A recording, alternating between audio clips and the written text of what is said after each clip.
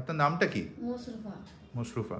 বাড়ি কোথায়? বাড়ি মুর্শিদাবাদ, চৈতন্যপুর। আচ্ছা, কি সমস্যা হচ্ছিল আপনার? পায়খানার রাস্তায় টিউমার ছিল। হ্যাঁ, রক্ত আসছিল আপনার কি? ছিল। আচ্ছা। বহরমপুরে দেখাচ্ছিলাম, বলেছিল কেটে বাদ দেবো, সারা জীবন মনটা বাইরে থাকবে।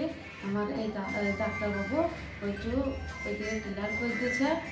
না, আপনার যে মলদ্বারে টিউমারটা ছিল শুধু, কিন্তু পরে যখন আমরা পরীক্ষা করে দেখি যে মলদ্বারে শুধু নয়, আপনার পুরো যে বৃহদান্ত্র যেটা বলি সেখানে সব জায়গাতেই ছোট ছোট দানার মতো টিউমার ভর্তি আছে।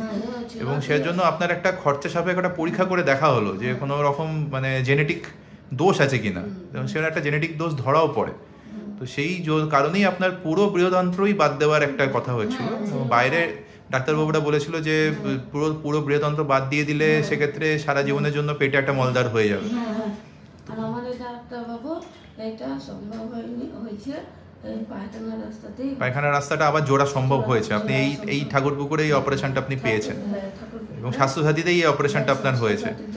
আর এখন তো মলদ্বার পেটে একটা আছে, কিন্তু ওটা কিছু মাসের জন্য, ওটা আবার ঢুকিয়ে দেওয়া হবে 2 মাসের মধ্যে, ওটা আবার বন্ধ হবে। তো আপনার এখানে যে আপনি চিকিৎসা পেলেন ঠাকুরপুকুরে, এটা আপনি আপনার ওখানকার লোকজনকে কিরকম কি বলবেন এখানে যে চিকিৎসাটা পেয়েছেন? আরো লোক আসুক। আপনার পেচ্ছাপ করতেও এখন কোনো সমস্যা নেই? ঠিক আছে, তাহলে আপনি সুস্থ থাকুন। আপনার রিপোর্টটা এলে আমরা তারপরে ভবিষ্যতে আরো কোনো চিকিৎসা লাগে কিনা সেটা আমরা জানাবো। ধন্যবাদ।